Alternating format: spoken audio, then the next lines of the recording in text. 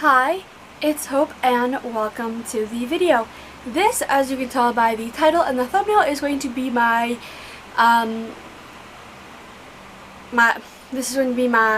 September wrap-up. So in this video I'll talk about the books that I read in the second half of the month. If you want to see what I read in the first half of the month, check out my mid-month wrap-up, which I'll leave linked in the iCard. I don't remember which side it is, as well as the description, and that talked about the first like 7 books maybe that I read in this month. I don't really remember exactly how many books were in that video, but in this video I'll talk about the books that I read in the last half of the month, as well as my stats and my monthly goals, which I do not have my monthly goals on here, so I will just be like saying yes or no if I complete them, but I will pop that up there. Which, speaking of monthly goals, we'll just do the monthly goals now. So again, I don't have the stats up here, like I don't have the stats on my phone, they're on my computer, but I don't want to go over there and do that, so I'll just pop up the number here. I think I'll put I think I know some of the numbers. So for 3 or more genres, I read 6, I believe. For 1 or more LGBTQ plus book, I read 5, I think, although a couple of them are like, they are LGBT but they're not, and then there was even then a few that were like they could be classified but I'm not sure. To read 1 or more POC author, I read 1, I think. For read 1 Rick Riordan book, I read 1. And for 2 or more age ranges, I read 3. So now on to my stats, which those I do have on here. I just need to find them. So, I read 15 books across 6,111 pages. The average star rating is a 4.28, which I round up to 4.3. Audiences, I read 2 adults, 4 new adults, and 9 YA. For format, I read 2 audiobooks, 9 ebooks, and 4 physical books. I kind of find it funny that the format and the audiences are some variation of 492. I just randomly realized that and was like, oh, that's kind of funny. And then for the genres, I read 2 contemporary, 5 fantasy, 1 graphic novel, 1 paranormal, 4 romances, and 2 sci-fi. So a pretty good range. So now on to the books that I did read. So the first book I'm going to talk about in this video is I Wish You All the Best by Deaver. This is a reread for me, and I gave it 5 stars just like the first time. Essentially, if you do not know what this book is about, we have Ben, who comes out to their family as non-binary, and their parents kicked them out, so they must go live with their sibling, and it's just Ben kind of going to this new school, dealing with like their mental health and overall I'm not overall accepting themselves, because they already have, but like being more open about their identity and all of that. And this book is such a quick read. It's like it is like 330 pages, but the first time I read this back in April of 2020, I read it in 1 sitting.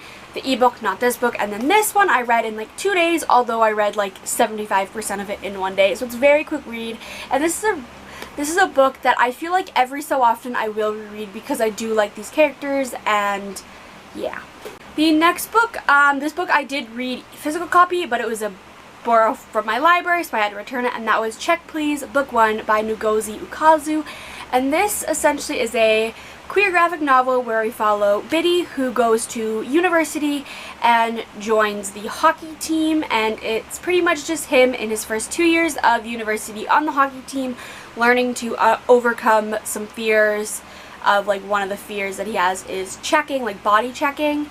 And he learns to get over that, as well as just he's a baker, so he's constantly baking. And I gave this a 3.5 stars. As much as I did really love it, I just felt like the characters weren't like, oh my god, amazing. Like, I did love them, but they were like, okay, good. And then the plot plot was very small, but I did also really enjoy it. So it's like a thing of like, love the characters, the plot's okay, I love the art style of it, it's very cute, and that's pretty much like all I can say. So then we have Perfect on Paper by Sophie Gonzales, and this I gave a 5-star. Perfect on Paper, we follow Darcy, who runs this kind of anonymous like dating advice thing through this locker at school. Essentially how it works is you put your problem into the locker with as well as a payment and an email, and she will email you back. The caveat is that nobody knows it's Darcy, and she only knows the person that is doing it if they mention their name of some sort, and even then sometimes she doesn't. And when this boy named Broman catches Darcy taking the notes out of the locker, he gives kind of this ultimatum of either he will tell the entire school it is her, or Darcy can help him get back his ex-girlfriend.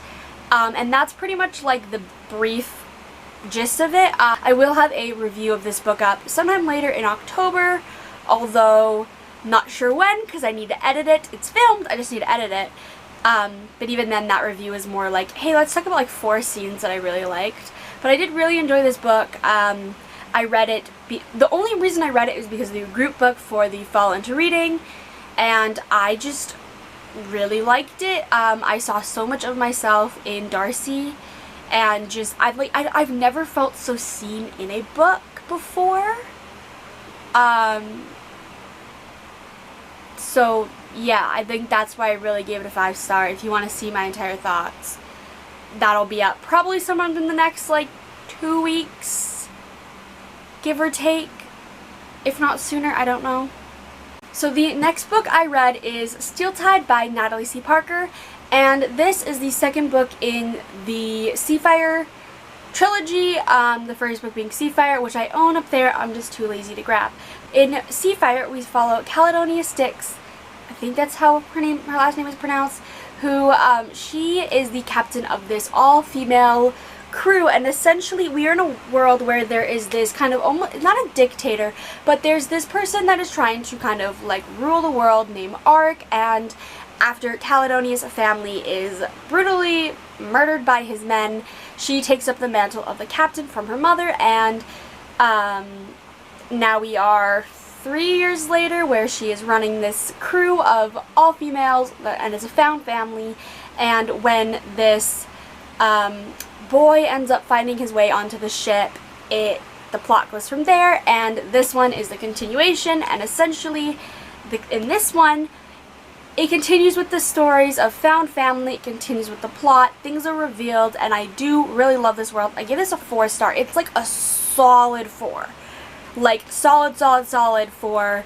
I love these characters, like I really love Caledonia, and some of the new characters that are introduced I do really enjoy. I love the like technology because it's like, it's kind of almost like in one of the descriptions is, I'm trying to find that description that I read that was like perfect. It's like Mad Max kind of, like if you know that kind of thing. It's almost like, it's not quite dystopian, but it is at the same time. It's like almost like dystopian meets pirates meets a found family cast. I don't really know. Really enjoyed this. I do plan on buying Stormbreak, I think is book 3, and reading that. Maybe buying it and reading it before the end of the year, but this, I do really like these characters, and like, even though I read it was 9 months between book 1 and 2, I felt like I remembered enough of the world, so 4 stars, I really enjoyed this. The next book is Unraveled by Angelina J. Steffort, and this is the second book in the Breath of Fate series, the first book being Torn. And essentially in Torn, we have Lanny Dawson, who finds out that she is a Lightbringer, and essentially in this world we have Lightbringers and Shadowbringers. Lightbringers take the souls of the dead to heaven, and the Shadowbringers take the soul of the dead to hell. And essentially in book 1 at least, Lanny is kind of learning her abilities and all of that, while simultaneously trying not to have her own soul taken by a Shadowbringer cast, because until you take your first soul to heaven, your own soul is at risk of being taken to hell.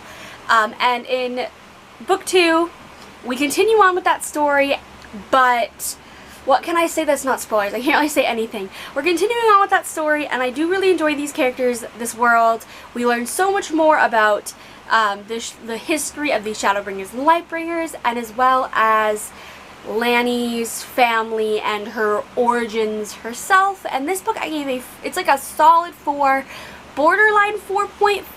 I feel like if maybe like a couple things would have just been a little bit more, not a little bit more fleshed out, but just like there was a few things that it was just like, okay, okay, it might work out better as the series continues, but I don't really have any more to say about this. I'm really excited to read Unforgiven, which just came out a few days ago, but that I probably won't read till November, because I don't think I'll have room on my October TBR. So technically the next book I read isn't the next book I'm going to talk about, but I'm going to talk about the audiobook that I technically still currently have started, and that is Tower of Nero by Riordan. I'm technically, as of filming this, which is like October 4th, right? Technically it's October 4th when I'm filming this, and I'm only 65% through the Tower of Nero, but I'm including it on my September wrap-up because I know my rating of it, and I know my thoughts, and no other thoughts will change it, as well as most of it was read in September, and I do plan on finishing it, well, within like 2 days, because I think my library loan expires for it in like 2 days. But if you do not know what Tower of Nero is about, it's the 5th and final book in the Trials of Apollo series, which essentially we have the god Apollo, who is like strucken down by Zeus and ends up being turned human, and it's just him trying to face this prophecy put in front of him, and that's pretty much it. I am going to be giving Tower of Nero 4 stars. It's the most that I can give it. I do think it is my favorite in the series, although I will not know obviously until I finish it. I almost feel bad for putting it on this, but then I'm like, it won't go on my October wrap-up because I read it mostly in September, and ugh, I'm a mess, I feel like. But I don't know, I'm so excited to be done with this series, and I'm honestly just like, I don't think I'm going to pick up another Rick Riordan series before the end of the year. I'm just like, I'm played out, honestly. So yeah. And then the next 3 books I'm going to talk about are the first 3 books in a 5-book series, and that is, well, that series that I'm going to talk about, the first 3 books, is the Havoc Boys series by C.M. Stunich. Book 1 being Havoc at Prescott High, Book 2 being Chaos at Prescott High, Book 3 being Mayhem at Prescott High.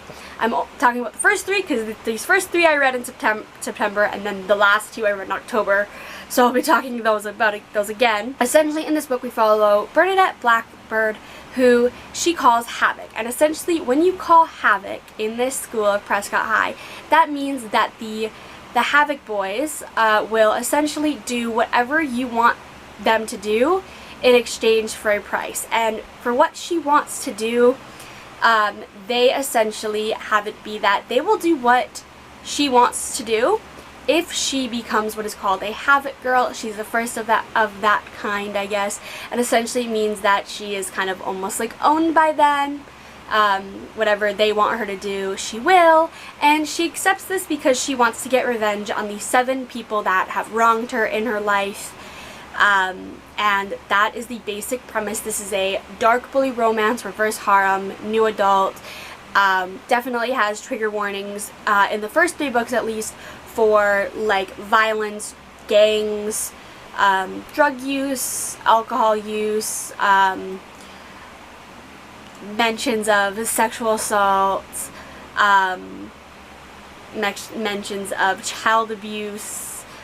I'm trying to think of anything else. There's a lot. It's really dark, and I plowed through these. Like, literally, I started this series on September 26th, and I finished it, this 5-book series, on October 2nd. So I have an entire reading blog for this entire series. I'll link that in the iCard and in the description as well.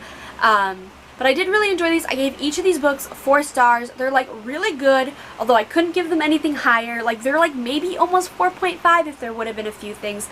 I loved Bernadette as a character. I loved all of the love interests. And again, if you want to hear more of my thoughts, check out that reading blog.